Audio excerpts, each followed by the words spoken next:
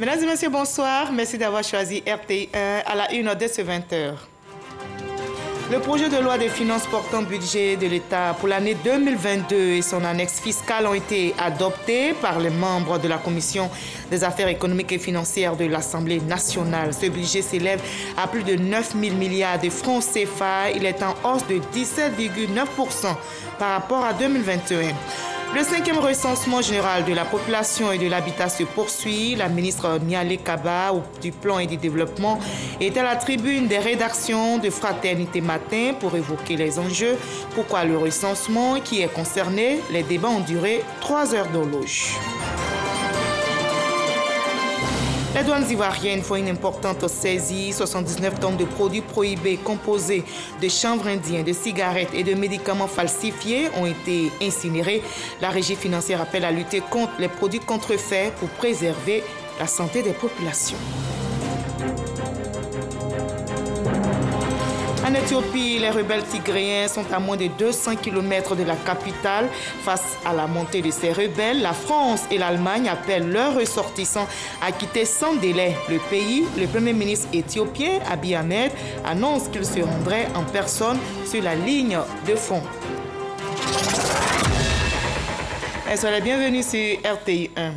Le budget 2022 de notre pays s'élève à plus de 9 000 milliards de francs CFA. Il est en hausse de 17,9% par rapport à 2021. Les membres de la Commission des affaires économiques et financières de l'Assemblée nationale ont donné leur accord. Le projet de loi portant budget de l'État pour 2022 et son annexe fiscale ont été adoptés à l'unanimité, nous rapporte Cheikh Kone. C'était la dernière étape avant son passage au vote en plénière. Dans la nuit du vendredi au samedi 20 novembre, les parlementaires ont voté en commission le projet de budget de l'État et l'annexe fiscale 2022, après de longs échanges avec les émissaires du gouvernement. Nous sommes heureux simplement parce que le travail que nous avons fait a été adopté par l'Assemblée, ça a été un long travail et naturellement on ne peut que s'en réjouir. Mais au-delà, c'est surtout, je l'ai indiqué tantôt, la qualité, la richesse de nos échanges, la profondeur donc, des propositions qui ont été formulées, leur pertinence, ce sont des choses qui nous ont vraiment réjouis. C'est ça aussi l'intérêt du budget programme, la gestion axée sur le résultat, qui fait en sorte donc, que l'exécutif puisse s'obliger à bien maîtriser ce dossier face à une Assemblée nationale extrêmement scrupuleuse concernant le respect de certains principes. Et puis à l'arrivée, c'est la qualité de la gouvernance qui s'améliore en Côte d'Ivoire. Le budget 2022 de l'État de Côte d'Ivoire s'équilibre en ressources et en charges à 9 901,1 milliards de francs CFA, en hausse de 17,9% par rapport à 2021. Ce budget, comme l'a expliqué Moussa Sanogo, devrait permettre au gouvernement de mettre en œuvre sa politique de développement économique et social. Pour ce faire, plusieurs secteurs d'activité devraient connaître un regain de dynamisme pour soutenir la croissance économique. Il s'agit entre autres du secteur primaire qui connaîtrait une progression de 1,6% et le secteur secondaire qui progressera de 10,4% grâce à l'énergie, le BTP et les industries. S'agissant de l'annexe fiscale, 25 articles la composent. On note le relèvement du taux de droit d'assises sur le tabac et l'institution d'une taxe sur les jeux du hasard. Au niveau des exonérations, cette annexe prévoit un seuil de 354 milliards de francs CFA. Avant le vote des députés, les ministres du Commerce, de l'Industrie et celui de la promotion des PME de l'artisanat ont défendu leur dotation budgétaire qui a été votée à l'unanimité des membres de la commission. Combien sommes-nous? Comment sommes-nous répartis sur le territoire national? Autant de questions qu'on se pose tous. Eh bien, pour les réponses, il faudra attendre les résultats du RGPH 2021. Le 5e recensement général de la population et de l'habitat est en cours.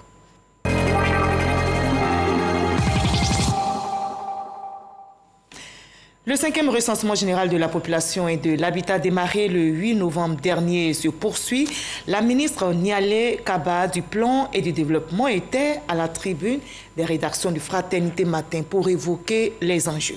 Pourquoi le recensement de la population? Que vise cette opération et qui est concerné? 3 heures de débat ont suffi, vous allez le voir, pour éclairer les journalistes. Noël Nyagno. Recensement général de la population et de l'habitat 2021. C'est parti depuis le 8 novembre.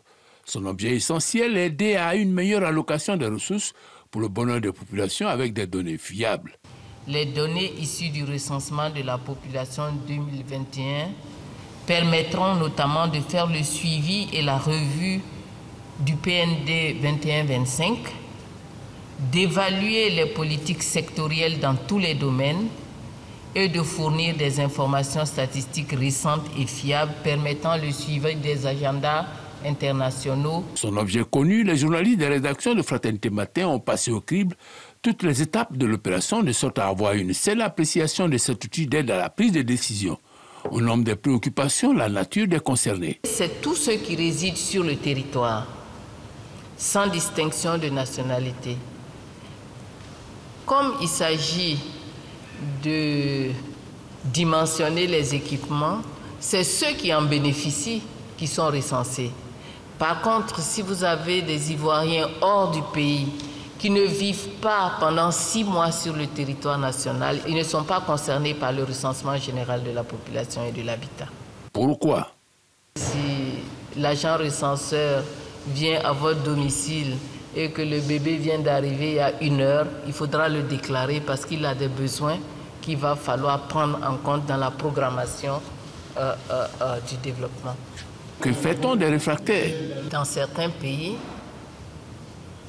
les gens sont contraints par la loi à se faire recenser. En Côte d'Ivoire, on a compté jusqu'à présent sur le comportement citoyen et des Ivoiriens et des non-Ivoiriens pour pouvoir donc recueillir les données. Pourquoi l'opération dure-t-elle 3 semaines? C'est une norme internationale. C'est le maximum qu'on fait, quelle que soit la taille du pays, quitte à procéder à des découpages par zone. C'est-à-dire que tout le territoire n'est pas fait au même moment, mais c'est vraiment 3 semaines le temps pour pouvoir faire le recensement partout.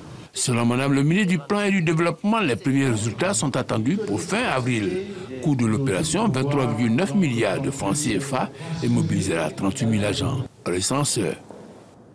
Voilà, le corps préfectoral s'implique pour la réussite de cette opération de recensement. Vous allez le voir, la sensibilisation s'accentue dans la région de San Pedro, nous rapporte notre correspondant sur place, Sam Kona.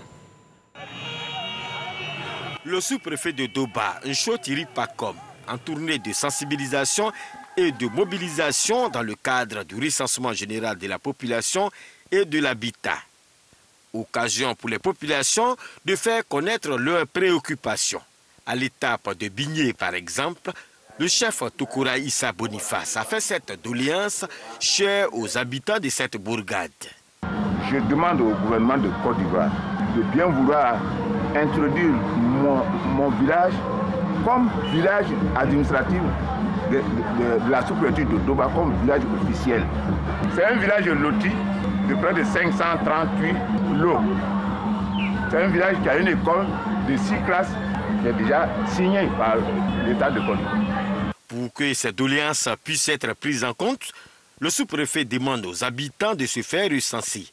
J'invite toutes les populations à se faire recenser. Selon la loi, quand un site habité atteint plus de 500 habitants, ce site-là doit être érigé en village. Qu'est-ce qui permet de savoir ça? C'est le recensement. Donc, quand on boycotte le recensement, on se boycotte soi-même. Il faut tout faire pour que les agents recenseurs puissent nous compter.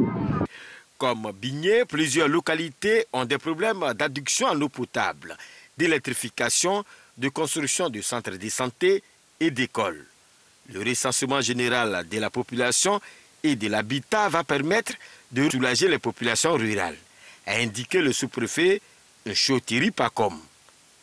Voilà, la finalité, c'est donc de planifier le développement et l'État priorise aussi la formation. Le ministre de l'Enseignement technique, de la formation professionnelle et de l'apprentissage est en mission en France et au Luxembourg. Il va s'imprégner de l'expérience de ces pays en matière de formation et d'entrepreneuriat. Le ministre Kofi Nguessan et sa délégation ont visité le plus grand campus start-up au monde. C'est à Paris. Envoyé spécial, Serge Collier. En plein cœur de Paris se dresse le plus grand campus de start-up au monde. Bâtie sur une superficie de 34 000 m², la station F a fière allure. Elle bouillonne surtout de projets innovants portés par de jeunes start-upers. Plus de 3000 postes de travail, un vaste marché et des programmes internationaux d'accompagnement qui intéressent la Côte d'Ivoire. S'inspirer de ce modèle, c'est l'une des raisons principales de la visite du ministre Kofi Nguessan. L'ancien directeur général de l'Institut national polytechnique, Houphouët-Boigny, entend s'appuyer sur sa longue collaboration avec HEC Paris. L'incubateur HEC occupe ici un espace de 700 m² et a déjà encadré plus de 500 entreprises innovantes. Nous avons un beau projet de travailler avec la Côte d'Ivoire pour répliquer ce genre de campus à start-up. Un campus de start-up peut vraiment aider à créer de l'emploi. Donc c'est vraiment la façon la plus rapide de soutenir des jeunes entrepreneurs pour accélérer leur progrès. Pour jeter les bases d'une nouvelle dynamique, le ministère de l'Enseignement technique, de la formation professionnelle et de l'apprentissage s'appuie également sur le PNUD, le programme des Nations Unies pour le développement. Nous avons déjà des investissements qui sont en place pour pouvoir véritablement déployer des centres intégrés d'innovation et de technologie. Donc nous avons 6 centres qui sont en train d'être mis en place, un dans le district d'Abidjan, un autre dans le district de Yamoussoukro et 4 autres dans certaines régions où nous avons des pôles de développement et des pôles de croissance. Notre ambition, c'est de participer efficacement à ce programme et d'avoir l'accompagnement d'une institution qui sait le faire comme HEC. Et en venant ce matin ici, c'est de pouvoir comprendre la philosophie même de la station F, de faire en sorte que les centres d'innovation que nous allons créer en Côte d'Ivoire puissent répondre efficacement aux besoins de nos jeunes qui, par ailleurs, attendent qu'ils soient formés et qui créent aussi des emplois et qui deviennent aussi des employeurs parce que de ce fait, ils pourront aussi employer d'autres jeunes. Cette mission de travail du ministre Kofi Nguessan va le conduire en France et au Luxembourg. Et ici, en Côte d'Ivoire, les agents des structures du ministère des Ressources animales et halieutiques chargés des statistiques sont en conclave du côté de Dabou. Ils plongent sur les données statistiques de 2020 du secteur des ressources animales et halieutiques. Ces experts devront produire des données fiables pour une gestion efficiente de ce secteur. Jean-Luc Bambo. Des statistiques exhaustives et fiables pour une politique cohérente dans le secteur des ressources animales et halieutiques. C'est tout le sens de cet atelier. Des travaux qui réunissent toutes les parties prenantes de la collecte et du traitement des données statistiques du secteur des ressources animales et halieutiques. La méthode qui était utilisée il y a 10 ans, 5 ans, il faut qu'elle puisse s'adapter aux nouvelles technologies. Il faut aussi amener à revisiter nos données que nous collectons. De plus, le ministère fait face ces dernières années à une demande récurrente de données statistiques relatives à de nouvelles thématiques, dont la nutrition, qui nécessite la production des données spécifiques. Il faut pouvoir collecter la bonne information dont a besoin les citoyens. Il ne faut pas collecter les données pour les collecter. Comme le disent les statisticiens, ce n'est pas le nombre de données qui donne la qualité, mais c'est le besoin qu'on a satisfait à partir des données que nous collectons. Le système de collecte des données présente des faiblesses, entre autres la non-informatisation du système, la faible production de données statistiques fiables, le manque d'agents techniques qualifiés et le manque d'outils adéquats pour la production des statistiques. Les douanes ivoiriennes en action et ça se voit. La régie financière a fait une importante saisie. 79 tonnes de produits prohibés. Ces produits non homologués et de contrebande ont été incinérés. Ils sont composés de chanvre indien, de cigarettes et de médicaments falsifiés. Ces substances nocives ont fait l'objet de destruction par le feu afin de préserver la santé des populations, nous explique l'enseignant Bakayoko.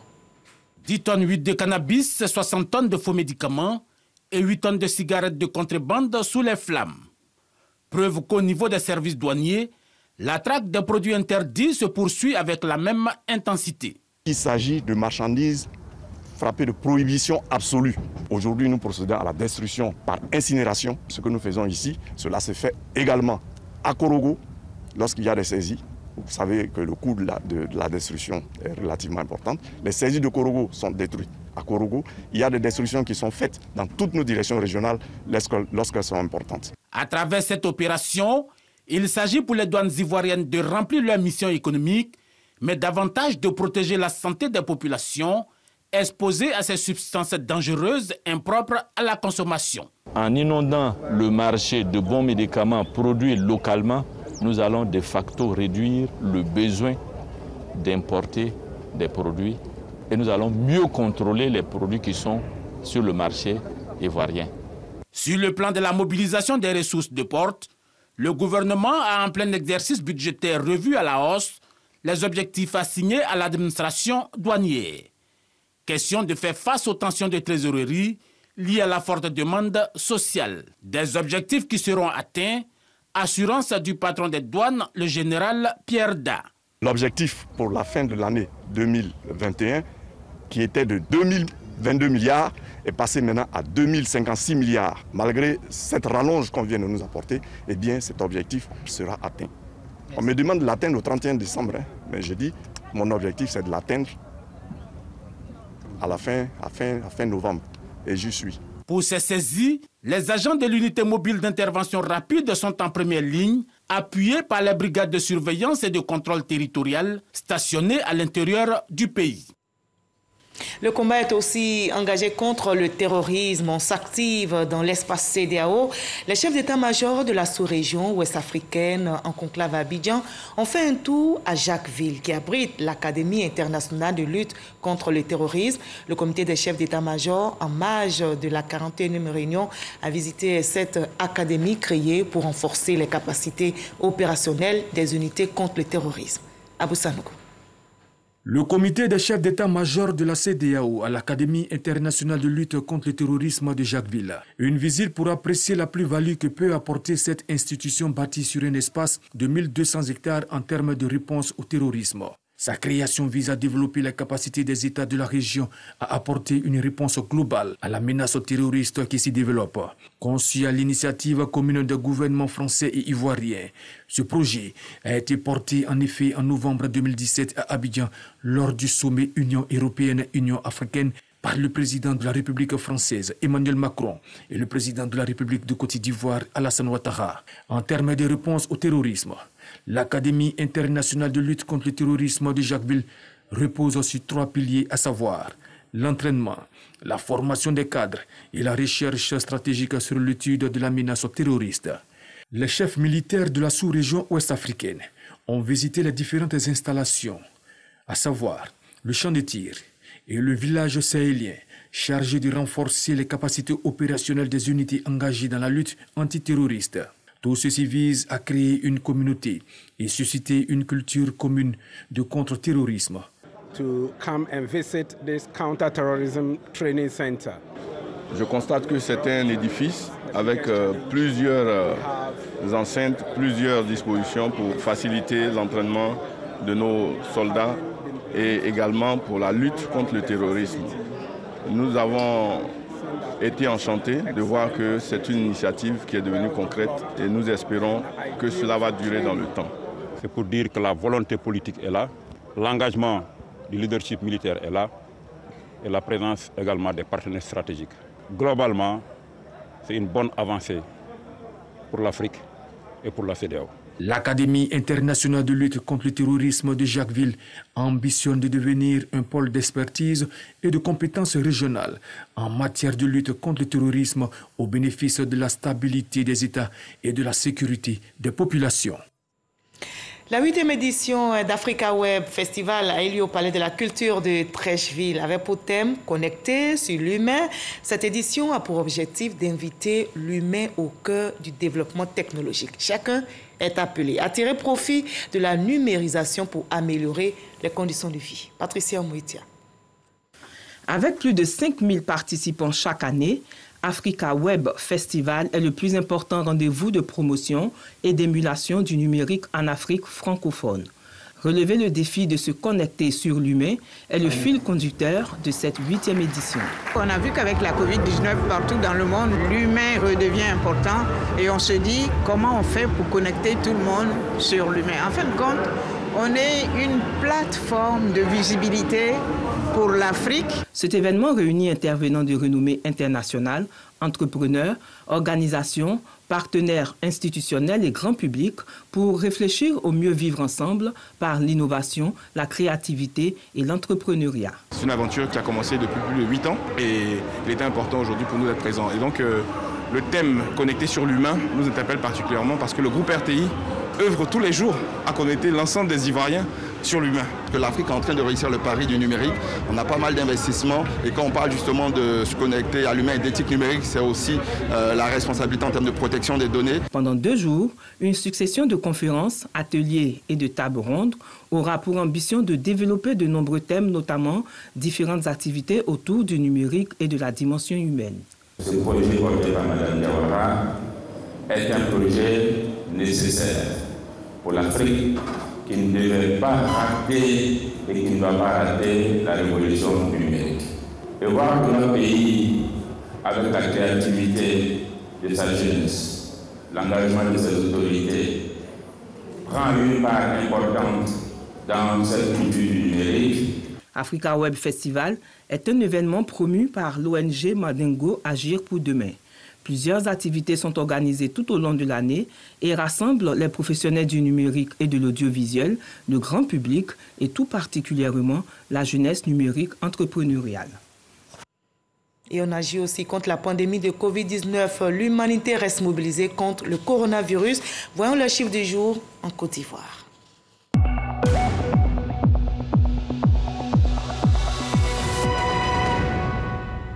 Ce mercredi 24 novembre, on dénombre 8 nouveaux cas de Covid-19, 29 nouvelles guérisons, 0 décès.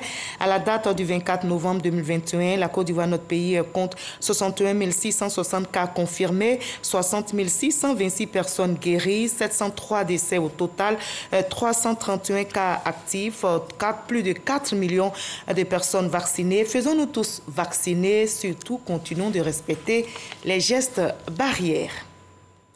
Les pays membres de la CEDEAO travaillent à assainir notre environnement. L'accent est mis notamment sur la gestion des sachets plastiques. Il faut renforcer, surtout harmoniser les tests de loi dans l'espace CEDEAO pour une meilleure application. Les pays membres sont donc en conclave ici à Abidjan pour affiner leurs actions et mettre en place une réglementation commune afin de ne pas polluer l'environnement. Et ici en Côte d'Ivoire, vous le savez, il est interdit de produire, de commercialiser les sachets plastiques. Grâce Kanto. L'utilisation abusive des sachets plastiques est source de nuisances pour la santé et facteur de dégradation pour l'environnement, une menace également pour les ouvrages d'assainissement. Pour harmoniser les différents textes juridiques et réglementaires sur le sujet au sein de l'espace CEDEAO, une rencontre se tient à Abidjan. Il s'agit de valider un test harmonisé qui devrait permettre d'actualiser les différents tests qui ont été déjà pris, de manière à ce que l'application soit plus aisée.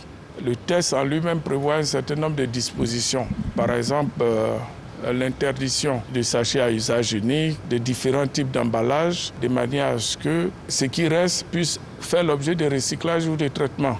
Si on arrive à encadrer le secteur dans un pays et dans le pays voisin, ce secteur n'est pas encadré, les promoteurs de ces pratiques-là risquent en fait de se déporter dans les pays voisins. Donc on a besoin d'une certaine synergie d'action entre nos États pour qu'on puisse arriver au résultat. Selon le ministère de l'Assainissement et de la Salubrité, cette rencontre sous-régionale sur les déchets plastiques a tout son sens. Les efforts consentis par les différents gouvernements, aussi bien au plan institutionnel que juridique, pour minimiser en amont comme en aval la dégradation préoccupante du paysage du fait des déchets plastiques, il est malheureusement constaté une recrudescence alarmante de la situation. Le gouvernement attend avec empressement la validation de ce projet de test, car une fois adopté, ce règlement constituera un outil efficace de décision intergouvernementale en matière de gestion des plastiques. En 2013, le gouvernement ivoirien a pris un décret portant interdiction de la production, de l'importation, de la commercialisation, de la détention et de l'utilisation des sachets plastiques. On s'intéresse aussi aux droits de l'homme dans ce 20h et il y a des échanges périodiques sur la situation des droits de l'homme en Côte d'Ivoire. C'est une initiative du CNDH, le Conseil national des droits de l'homme. Cette session est pour l'année 2021 avec la participation de plusieurs ambassadeurs et autres représentants des organisations du système des Nations Unies. Pour toutes ces actions en faveur des femmes et des enfants, une journée d'hommage et de reconnaissance a été dédiée à la première dame, Dominique Ouattara. La rencontre s'est tenue aujourd'hui même au Palais de la Culture de Treichville, ici à Abidjan. C'était à l'occasion de la rentrée politique du mouvement Synergie Ado. Ahmed Traoré, Abou Sanogo. Palais de la culture de Treichville Archicom. Tout ce monde rassemblé et mobilisé pour une journée d'hommage et de reconnaissance à la première dame de Côte d'Ivoire, Dominique Ouattara, pour toutes ses actions en faveur des femmes et des enfants. Lutte contre le travail des enfants dans la cacao-culture, autonomisation des femmes et épanouissement des enfants. Autant de motifs qui justifient cette cérémonie de reconnaissance. L'initiatrice de ce grand rassemblement, Kadisila, présidente du mouvement Synergie Ado, a rappelé l'impact du fonds d'appui aux femmes de Côte d'Ivoire dans le quotidien de ces dernières. Avec le fonds FAFSI, nous déjà, ce sont des centaines de femmes membres de Synergie qui ont bénéficié du fonds FAFSI. Nous avons la création des centres de réinsertion pour les jeunes, des enfants dans les localités de Soubré, de Boaké et de Ferke-Sédougou. Nous avons aussi les actions dans le cadre de Children of Africa qui font beaucoup pour les enfants en difficulté, les veuves et les orphelins. Pour Mamadou Touré, représentant Adama Bictogo, les actions de la première dame Dominique Ouattara ont fortement contribué à réduire la pauvreté. Nous avons profité donc du micro pour énumérer toutes les actions que la première dame a menées pour les Ivoiriens auprès du président de la République. Le fonds FAFSI, il y avait près de 300 000 femmes qui ont pu bénéficier donc de ce projet. Nous avons aussi des actions en faveur donc du cacao ivoirien, puisque grâce aux actions de la première dame, alors qu'il y a des menaces sur le cacao ivoirien du fait du travail des enfants, nous sommes aujourd'hui hors menaces. Et ce que nous avons dit, c'est que si la pauvreté a diminué dans notre pays, nous sommes quand même passés de 51% à près de 37%, grâce aux actions du président de la République. Mais il y a eu aussi auprès du président de la République la première dame qui, par ses actions en faveur des femmes, des enfants, a contribué à réduire donc la pauvreté dans notre pays. Créé en 2018, le mouvement Synergie Ado est un mouvement de soutien et de terrain 100% femmes, revendiquant plus de 15 000 membres actifs. Il entend parcourir tout le pays pour mobiliser les femmes de toute sensibilité politique à la cause du président Alassane Ouattara. Et on termine par l'Éthiopie où les rebelles tigréens sont à moins de 200 km de la capitale. Abiy Ahmed, prix Nobel de la paix 2019, Premier ministre éthiopien, appelle le peuple à se lever. Après avoir déclaré l'état d'urgence le 2 novembre dernier, il annonce qu'il se rendrait en personne sur la ligne de front pour diriger la défense de la capitale. Face à la montée des rebelles, la France et l'Allemagne appellent leurs ressortissants à quitter sans délai le pays. Et vous l'avez compris, ce journal est terminé. Merci de nous avoir suivis. Demain 20h, vous avez rendez-vous avec Fatou Fofana. Prenez soin de vous et continuons de promouvoir la paix dans notre très beau pays, la Côte d'Ivoire.